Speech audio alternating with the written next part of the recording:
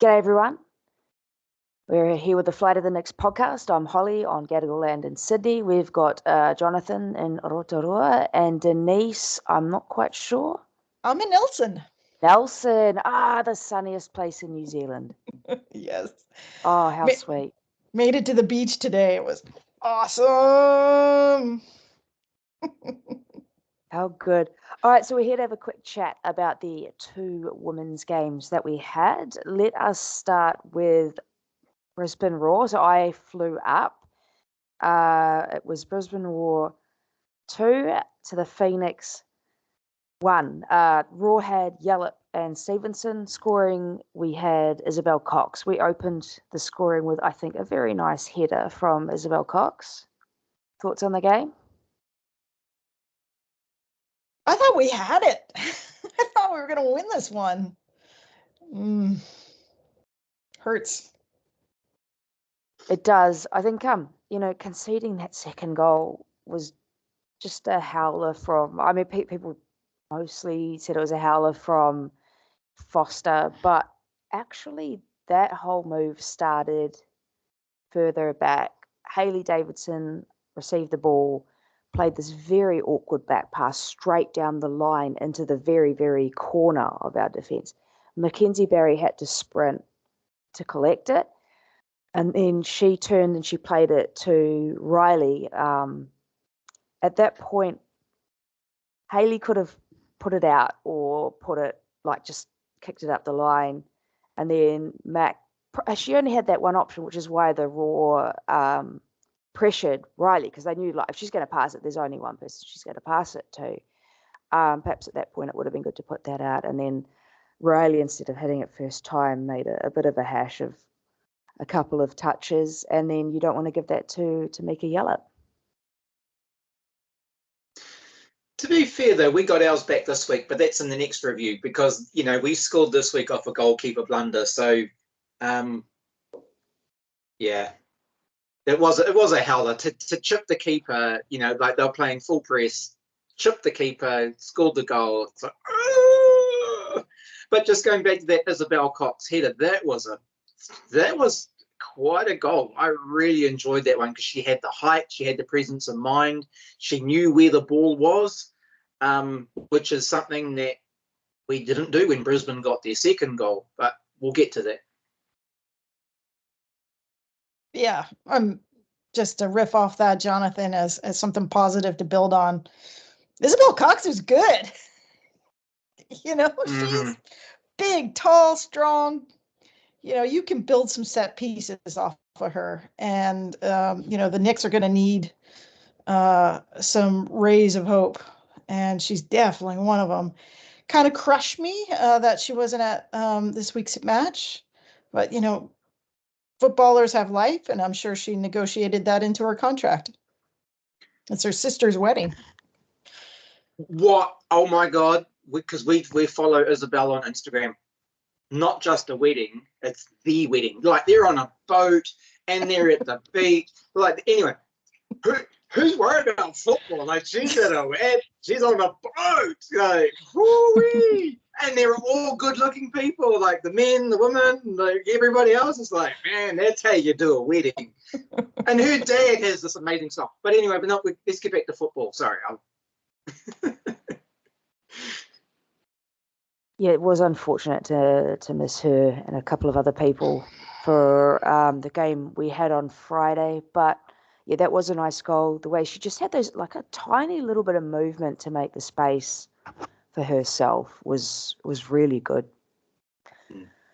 Because I was just watching the highlights of that game, and that second goal, which we gave, I can't remember if it was the first goal or the second goal, and it was from a set piece. Brisbane had a corner, and not naming names, but a couple of our defenders were unaware of actually where the ball was, and so Brisbane were able to connect with it and popped it into the net. Something to work on. Which game? Are you sure that was that game? Or was I what? Oh, I'm sure you it might was be the talking Brisbane game. Oh, no, that's right. The Mariners game. It must have been the Mariners game. So because the Brisbane Maybe. second goal, I don't know why, but for some reason, straight from kickoff for the second half, we tried to shoot for goal, and then they received the ball, and what's her face made a really good run out wide, and then played the ball in, and one of their forwards basically tapped it in, I believe. So that was unfortunate to I think Hayley Davidson got skinned by oh god, I can't remember her name. She was a very fast player. Sean Fryer. Yeah. So that was disappointing, and I think the team were again quite upset about that loss. Macy Fraser seemed particularly upset about that loss. Now, in that loss, there was a rather controversial point, which is that there was a clear and obvious handball to Brisbane that wasn't picked up on, and I noticed that in the Unite round, which was just this weekend, there were repeated in different matches. There were other periods where handballs also occurred, and they weren't picked up. So that handball at that Brisbane game cost the Knicks at least a draw, possibly the win. But to see that same thing happening, and we had it again in this weekend, again in the Knicks game, there was a handball that wasn't seen. That one was pretty blatant, that Raw one. And I was talking to some Raw fans because we hung out with them quite a bit this Unite round, and they said, it was the ball hit her body, so it was body to hand. I mean, you can't have your arm stuck that far out and standing in goal. And it's really I mean, refs aren't perfect. They don't have eyes in the back of their head, but it was so blatant. It is unfortunate that wasn't noticed by anyone. Her arm, the Brisbane defender's arm was at a 90-degree angle from her body. It wasn't even like it was close to her body. There was no natural position there whatsoever. It hit her arm, the ball flicked away, and the first thing the Brisbane defender did was stick her arm up, going, that was off them, and completely like. Yeah, that was painful. That was so painful. I have one solution to that. No one was going to like me for saying it. VAR. One solution. And it will take away some of the pressure and some of the angst. And really, some people, coaches can get fired for not achieving certain points during the league and certain standards. And if you have refs that don't see everything, the solution is VAR, and put in a couple extra cameras and review it. The problem is the lack of camera angles and the standard that these stadiums often are. So that is the money thing is the big barrier. I mean, look, refs make mistakes.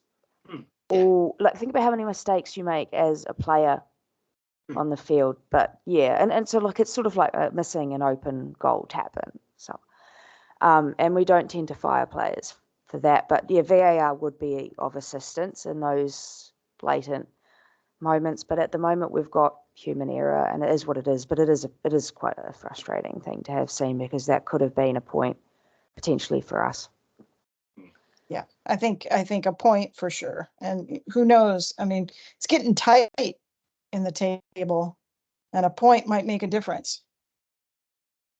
Any other thoughts on that game before we move on to the Mariners game? No. All right, let's move on to the Mariners game. So we had a good little corner of yellow turnout for that. Obviously, it was supposed to be a home game for the Knicks. I really wish that it had been a home game, considering our rather poor away form. I think maybe we could have gotten something out of that with how we're going. It is what it is. And Jonathan and I can have a chat about Unite round generally as well. But anyway, so it's that same thing where we score first and then we just don't hold on to the game. So Emma Main, 3rd minute, great finish, really tight nice, like she's got a little bit of curl on that for it to go around the keeper, and that was a really nice finish, and that was a keeper mistake that we did run down. Roller Butterwear with a really nice sort of shimmy around Mickey Foster to put the ball in the back of the net in the 23rd minute. Peter Trimmis, who is young but a very, very good player, scoring that, and we just could not get back in the game, even though we had that very weird goalmouth scramble that somehow did not go in. But so another loss away. Thoughts?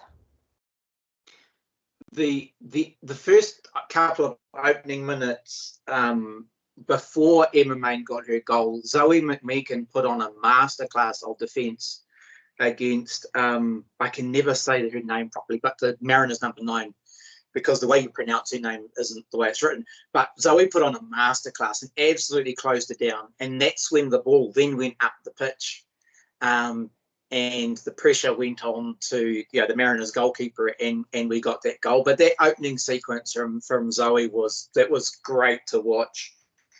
The goal was great, and then there was. We don't want to do another Izzy Gomez celebration podcast because this time they beat us, but she's so good. She's just an out-and-out number 6. She broke up the ball. She swoops in like a seagull and just grabs the loose crumbs that are floating around. Yeah. Yeah. No one likes to see you get beaten by your ex. No. How frustrating. But, actually, I think it was on Dubzone they were talking about the Mariners team giving a few players their third chance and that they're flourishing there. So this is Izzy Gomez's third team, and she is flourishing there. So I don't like this, but we decided to move. We were down the end that we were attacking. We set up early. I had those banners up on before we even watched the first game. They were already there. And then Yellow Army showed up and set up right next to us, which was actually fine because we had a good bit of banter. They have a chant where they say we sing for yellow, and every time they did it, we're like, thank you. And, we were like getting in on their chants but making it Phoenix. It was funny, and we know those guys, so that was really good. We decided to move to the other end, which I guess we didn't concede any more goals, but I just felt iffy about packing up and moving to the other end. It didn't work, but then it didn't get worse, so I don't know, but it was a good turnout. Unfortunately, the score didn't go away, but I think we did have a really positive time otherwise. Yeah, y'all at Little Corner of Yellow are just killing it this season, especially for the women. I love it. I mean, hats off to y'all. Just a great atmosphere for our women to walk into in an away match. Now, can you imagine if they start winning?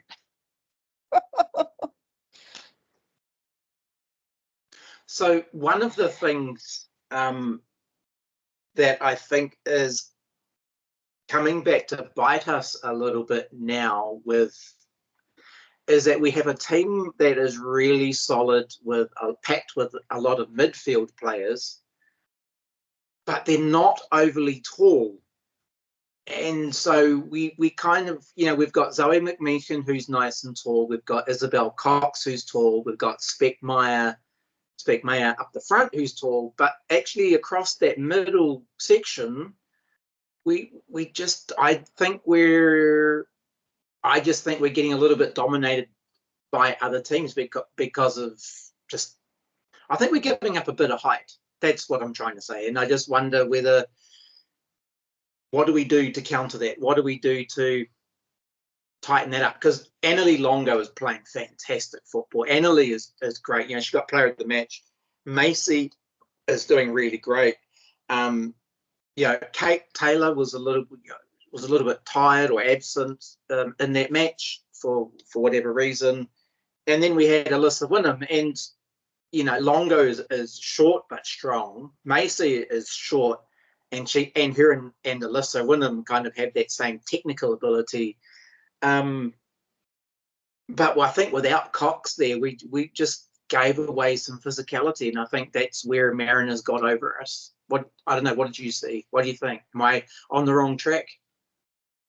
I just think teams have figured us out. It's so far into the season now, and teams have figured out who to press, when to press, how to set up, and we need to be able to switch it up a little bit more, play the ball wider, more crosses, especially now that we've got Isabel Cox. They know that we're going to try and play through the lines. They know to crowd out Macy Fraser at the top of the box. I think we're also making decisions on doing the same thing over and over again and it not working. One of my pet peeves at the moment is Macy shooting from too far out. I'm going to assume that that is a decision by the team or by Paul to do that. I know there've been a couple of free kicks that were shots from way too far out, and I would say that in that moment that call has come from the bench. I don't know quite how much it is when it's coming from, like when it's in the middle of play, and Macy's been successful with a few of those, whether there's just this thing of like, oh, I'll make fraction of space and I'll shoot, even if there are better options. I don't know. I don't know, but it is doing my head in, particularly with the set pieces, to shoot from miles out. There's no way. But Ronaldinho can score from out there. We are not going to score from out there. It's a total waste. Like, just put the ball into the box where at least someone can get onto it. It's such a waste. And it started to become quite frustrating. So I think maybe we need to change up some of the things that we're doing. Obviously, that's a decision of Paul and his team, and that, they're more qualified than armchair critics like we are. So I don't know, but that's the sense I get, is that we've been figured out. And then on top of that, we're just not taking our chances, our good chances. Ding, ding, ding, ding, ding, ding, ding. You are so right on that, Holly. I mean, the amount of times I've gone, just put it into the box, create some chaos in the box. We don't have the legs right now to, bang it in from outside the box. Just create some rebounds, create some chaos. And we can get a foot or a something on it. The most high percentage goals are literally right in front of the goal. Like, put it in a place that's high percentage. Watching Mariana Speckmeyer play, like she, even like some of her longer shots are still within pretty good. They're higher percentage shots than, as you say, shooting it from a way back out of the box. And Mariana will, I don't know, maybe it's just an age thing, so she just has that little bit more presence of mind. She just takes that little extra split second before she fires a shot off. I just looked at the stats. That game, we had more shots outside the box than we had shots inside the box. 7-5. Yeah. But we have more passes, more accurate passes. Just, I don't know. Teams have figured us out. I think just going back to your point, Holly, about they figured us out, I think you're absolutely right. And what I noticed in our against that Mariners game, and even when I was watching back the highlights of the Brisbane game, the team it feels like they're trying to play an attacking game of football, which is really nice to watch. It's really pleasant. It involves fans, it gives you some energy. But when we give the ball away and we go into that transition phase and we're on the counter, we just don't seem to be able to get back quite quick enough. There's a missing something there, and our players are getting caught a little bit flat-footed. So, for example, in the Brisbane game and in the Mariners game, like Mackenzie Barry's coming up out of the defensive line to provide cover, which means that then, so she's covering for someone who's in front of her because the ball's been given away, which means there's a gap behind her, and it kind of becomes a domino effect. So that's something that perhaps, maybe the team need to be thinking about, is how do we position ourselves better for those for that counter attack and those transitional plays. Silly turnovers that are then counter-attacked. I mean, that's how they got their second goal. I think counterattacked. you're spot on, Jonathan, with that. You guys are making incredible points here around just not hustling back and being figured out. Hey, you two, I'm going to have to sign off. Just a quick one for me tonight. You guys have talk it out. All right. Have a good night. Thanks, Denise. Have a Thanks, good night. Denise.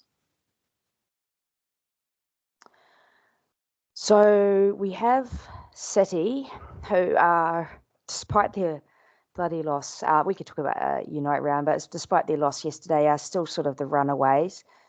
It's away. Look, I still have faith that we can play well enough. Like if we start taking our chances and things like that, if a keeper has an off day, the Silkowitz was incredible against us. You never know, but what do you think? City away. I think a draw. I think we could eke out a draw. I think if the players are feeling confident, they're mentally ready, and they go out there with an all or nothing thing. Like if we win, fantastic. If we lose, so what? We keep going forward. I think if they can get that mentality, then we could possibly roll them. I think a draw is definitely not. Losing is not guaranteed. On any day, any team in the league could beat anyone, and our girls could absolutely wipe City if they can just find that missing link, which is that cohesion or that something. Then we could roll them. That magic that we had earlier in the set, but that magic's always been missing away, apart from the Wanderers batch, and that was back when Wanderers were not doing well. I just don't know. And like they've been on the road. I think it'll be their third week on the road, staying away from home. No, they've flown back in Australia. No, I think they've flown back. They've flown they back. flew back on Saturday, so they'll have flown, which is probably welcome for most of them to go home for a little bit, even though it means we get back to the travel thing. But staying in Australia didn't work for us anyway, like in terms of our away form improving. So yeah, we'll see. Look, it's true, we can beat anyone, but this will be a tough job. Yeah, City is just stacked with talent. They're way out in front on the table.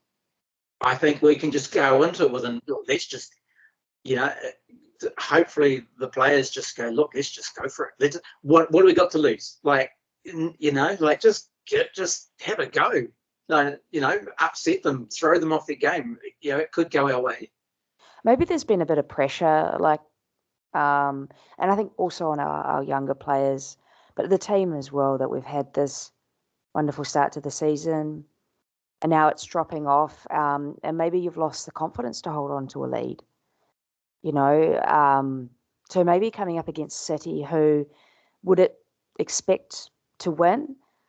Maybe that's just a bit liberating of thinking okay, we don't have a great chance here. Let's just do it, rather than this sense of we should be beating this team. We should be beating this team. Yeah, roll the dice. What's the worst that can happen? Oh, we could get thrashed by Amelia Ekic, but because they've put up some very good performances recently, City. But let's talk about the Unite round. You said you watched all of the dub. Unite round. I watched a lot of it, and I thought, Michelle Heyman getting her 100th goal, and then within like a minute or so getting her 101st goal. That was something like that. You couldn't script it any better for Unite round. And then there was, I think it was Glagazo who played her 50th or 100th game, and someone else played their 50th or 100th game. It's like you can't script a storyline for Unite round any better than that. And then for the last game of the round altogether, with that men's match with 7-goal thriller with the Knicks and Perth, sure, Unite round's going to take a little while to bed in, but when the quality of football's that good and there's those stories happening, then really, really cool. I didn't pick the Canberra game to be the game of the round, but I think it was. I think that was for the dub. That was the match. That was the highlight for me. That was great. So we had a good time. Like I attended all 3 days. So spent the first day at Leichhardt Oval because the next one were there. Second day was free for me, because there was no next games. Decided to go to Leichhardt Oval, and then I was at CommBank for yesterday. Was it yesterday? Yesterday, Sunday. Anyway, we had so much fun as dub fans. I think there were a lot of people that spent time together that don't get to spend time together that much. So the first day we had a meetup near Leichhardt Oval. There were fans from Victory, there were fans from Raw, there were fans from the Knicks, there were fans from Glory. We all had a really good, there were neutral fans, there's some Sydney FC fans, and we had some drinks. There was Bonnie and her partner who were fans of every team possible because they had a shirt for every player, a player of every team. That's right. And they once we often separated off, but you'd follow someone. So I watched the first half of the Jets Raw game, sitting with the Jets fans and the neutrals, and then I went and sat with the Raw fans for the second half. It was just a great big dub love fest. It was absolutely fantastic. And the Heyman goal, I think, was the highlight of the women's A-League matches for me. We celebrated as if she were our own. There were a lot of people from a lot of different, there was just a gaggle of us, and actually we were being a bit selfish because they were attacking the other end for the first half. And every time Michelle Heyman got the ball, we were like, nah, save your goal for the second half so you can do it in front of us. And she did in the end. And we had streamers and banners and we're like screaming our heads off. What a moment. It's a pity that it didn't happen in front of Canberra, more Canberra fans. So it was supposed to be a home game for them, but I think she got a reception from the neutrals that I hope partly made up for that. And what's cool too is that Michelle and the team took time after the match to interact with the people that were there. She's achieved this incredible thing, and she's like, "Hey, no, I'm going to come in. Yeah, you want to get a photo with me? Sure, let's do it. Yeah. Oh, you got a flag, you got a banner. Cool, let's do it. That's class. That's class. And what a lovely human being. That's so cool. So cool to see. And I think that happened with quite a number of teams. There's a couple of people that fly to the Knicks we follow on Instagram who are Sydney-siders, and they were able to meet a lot of players who they look up to across the weekend. And it's like that is just so rewarding and fulfilling, for the fans to be able to interact with their heroes. Yeah, it was so good. And to see neutral games, and like I said, to see so many travelling fans, absolutely incredible. So yeah, the Victory Vikings, they showed up with Veering, they showed up with their drum, they showed up with so many shirts, especially Bonnie and Simon. There was one match at which they literally, actually Eric Sibiano, who we've had on the pod before as well, did the same thing where they just every 15 minutes they'd swap a shirt. They'd just take off the shirt that they currently have and put on a new one. It was really something. And they came and cheered on the Knicks with us when we played Mariners. It was honestly, Unite round was not perfect in some ways, but I think for the dub diehards, I think that the ones who showed up had a fantastic time. It was so good. I mean, yeah, when you step back and look at it, there's a lot of football, and we have a lot of football every weekend. It's just that this time it all happened to be in one location, one city. So overall, my reflections on it as far as the Unite round for the dub, I think it was a success. I think from what I've seen, pretty good, besides losing to the Mariners. And Sydney somehow, I have no idea how they did it, but they somehow managed to beat Western United 1-0. Besides those two things, all the rest of it was fantastic. Yeah, I mean, there have been some concerns out there with the way that it's run. I think it would be nice if it was held at a time where they could do 3 games in a day, then they could condense it. It would also be awesome if they could. I mean, this is something that you're going to struggle with at any place, is to have somewhere that, like, the stadiums are close enough together that you can sort of walk if you want to change in that 40-minute period between matches. I think home teams not getting, was it the cost of the games was quite high for some people. I mean, for the dub, it was $20 for 2 games. Like, that really wasn't that bad. But yeah, I think there's some challenges like that. I think also it would be nice if for the dub, if it was an extra round like they did with the men. It was slapped together in a lot of ways. I think it was slapped together. I think with planning, it could be done a little bit better. Maybe a time of the year where we can have more games. Maybe sorting out pricing a bit better. Maybe teams not losing home games, because that's still a bugbear of mine. I really wish that game had been at home. I think it was great. I really enjoyed myself. The crowds weren't huge for the men's games, but that's going to happen with a Unite round. I think it'll grow. I think they should. I mean, I think they're locked in to do it again in Sydney because the grand final deal was for 3 years. I think hopefully they can plan it a bit better. But look, I think there were like 47,000 people through the gates. Obviously, a lot of those will be repeated people, but the total attendance was like 47,000, which I honestly don't think is that bad. Yeah, there are definitely some adjustments to be made. I think it can be improved. So that would be an average of 7,500 people per stadium per day. That's not too bad, given that, I mean, there's a lot of football going on. I mean, it was obviously pushed up by the home men's games in particular, for Wanderers and Sydney FC. But yeah, look, there weren't as many people at like the dub games when, like on Saturday, there weren't as many because there weren't. So there was only 2 days at Leichhardt. There were more on the first day because it was a Mariners game and a lot of Mariners fans showed up. So there's definitely improvements to be made. I'm looking forward to it next season. Presumably it will be on. See how it goes next season. I think it will improve. And then maybe keep it as something that floats around the different cities that can bid on it. So long as they can host it, I think that would be great. So touching back on something that we mentioned before, which is VAR, if the cameras are in the stadium and they're there, would it be a worthwhile experiment to have VAR for the Unite round for the dub?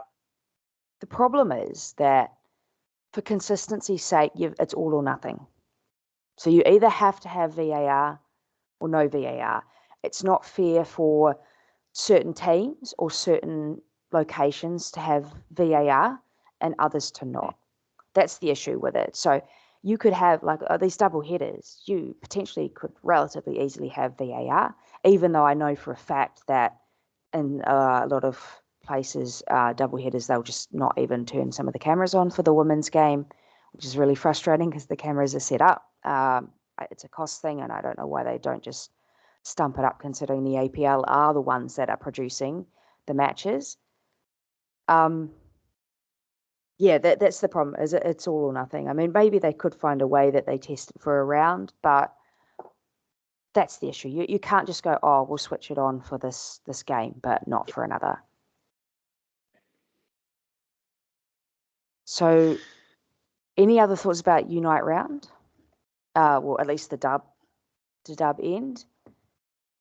No, I just think it was an interesting because we kind of, I mean, I've heard a few commentators say, "Oh, we're midway. We're kind of still early in the season. I think we're actually midway now, and the Unite round is really well placed for everyone to see and to measure where they're at. So from that regard, I thought it was good. I enjoyed it as someone sitting at home watching from 4 hours travel flight away, on the other side of the Tasman. I enjoyed it. I thought it was cool. And it was good to see the active supports turning out, like you say. Little Corner of Yellow was there. We could see Yellow Army. But there was a bunch of them from the Cove there last night. Getting in there behind Sydney, not a whole lot, but enough to be noisy. So seeing that demonstrated support for the game was fantastic. So I really enjoyed that part of it as well as the football. Should we have a chat about the men's game yesterday? What a game! So it was the suitcase derby because it was the distance derby, but we were playing in a neutral venue. We had a lot of shared friends along. In fact, we had some drinks before the match, and it was half shared, half Little Corner of Yellow, like a mix of the two fan groups. So we got some good mates in there, which is, again, this is what you want. Like, you don't want this stupid shit of stealing people's banners and violence and whatever. Like, you can have a bit of banter during the game, but like, fucking hell. Anyway, that's a whole nother issue that I've whinged about before. What a roller coaster. We had a really good turnout in the Little Corner of Yellow. We were a little bit lucky that it didn't rain on us. The wind was blowing in the right direction, that the rain was not blowing on us. It was blowing away from us. We still got a little bit wet. Great turnout. We just like the wildest things were happening, like Alex Rufer getting a goal. Alex Rufer getting, and even better was that he didn't just get a goal, he got a goal in front of us, and he actually came and celebrated with us. The players never do that. They never do that. But he actually came over to us and celebrated with us. Tim Payne scoring a goal, and then Costa with 2. That was so back and forth. Absolutely incredible up and down game. The one of the Perth and goals Alex Rufer Alex Rufer not only scored the goal, he got an absolute banger. Like, he cracked it. So, and Costa's on fire. Just Costa Barbarouses is absolutely on fire. To score, in 5 consecutive matches. His confidence levels are sky high, but his ego's not sky high. He's still got his feet on the ground. Just what a match. And then the 3 goals from Perth. There was one goal in there that's goal of the season contender. Incredible. That was Shushnia. He's a central defender. He's not even a strike. It was an incredible goal. That's got to be that's got to be at the end of the year when they're doing the awards for goals of the year. That's got to be one of the contenders. It was an absolute. And then the bend on that was incredible. And there was some discussion on socials. I think it was Dale Warburton didn't watch the whole game, and he got up this morning and he commented, I've just seen the amount of goals in that match. Was it a goalkeeping problem, or was it a good scoring thing? And Piney jumped on and he's like, mate, it was all about the goals. You could have had any keeper you like out there at either end of the field, and there's no way that any keeper could have stopped some of those goals. Not Alex Paulson and not Cook for Perth. The XG, Perth scored 3 goals for a 0.92 XG. We scored 4 goals from a 1.21 XG. I mean, it was a brilliant match to finish the weekend on. Absolutely incredible. And we got those points, and we're back at the top of the league. Chiefy came over, and we're like chanting for him. It was great. It was such a good feeling. Every time they sort of got a goal back, we're like, oh shit. And then we scored another one. Brilliant. More of that, please. Yeah, so it was the wind, the rain, and the Phoenix. It just happened to be in Sydney instead of Wellington. Yeah. Oh my God. But there's something special about Chief and the way that he coaches and the way that he gets the best out of his guys. the confidence that he's instilled in them. He's not, he'll play different players. He's brought young ones through. There's a couple of positions that, we're kind of still experimenting, trying to get the bang on player for. But on the whole, like, top of the table. Paul Temple, keeps saying it's a results-based business. These are the results. When you're number one on the table, that's the result, and that's something very, very special. Yeah, just the resilience we have to fight back. I mean, the Glory scored first, 7th minute.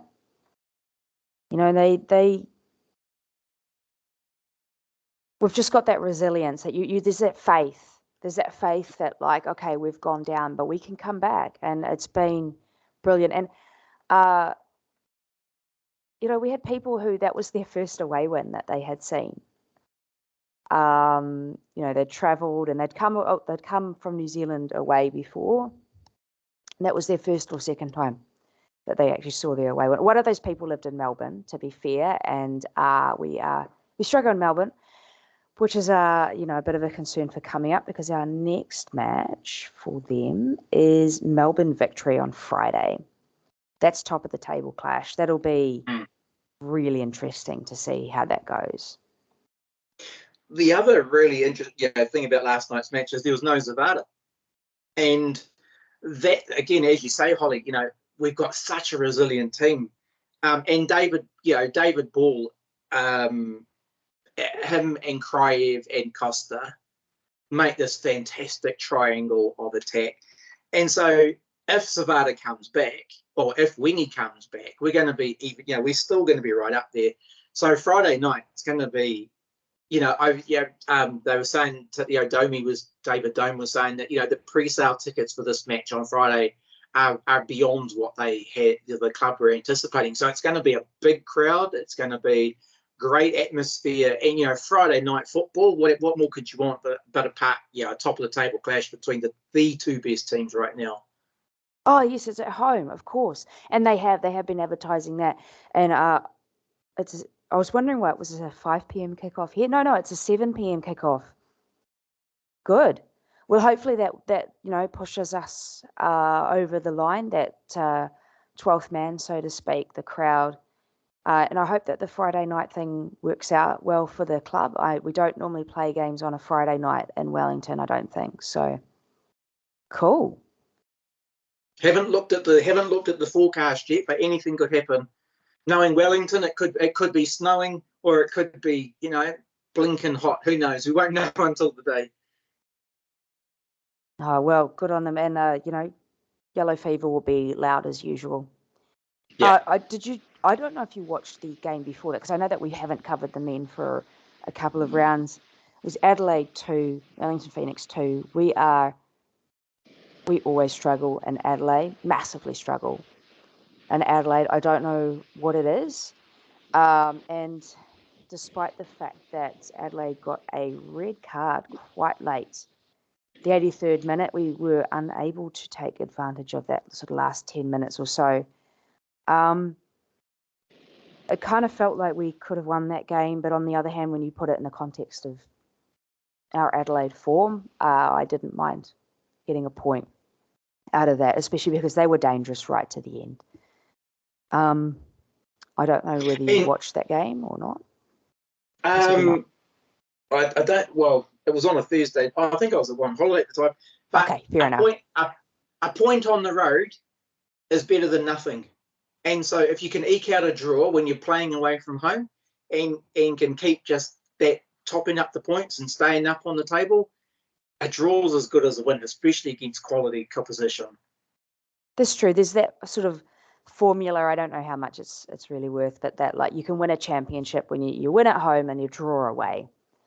And that's sort of a formula for a championship winning season.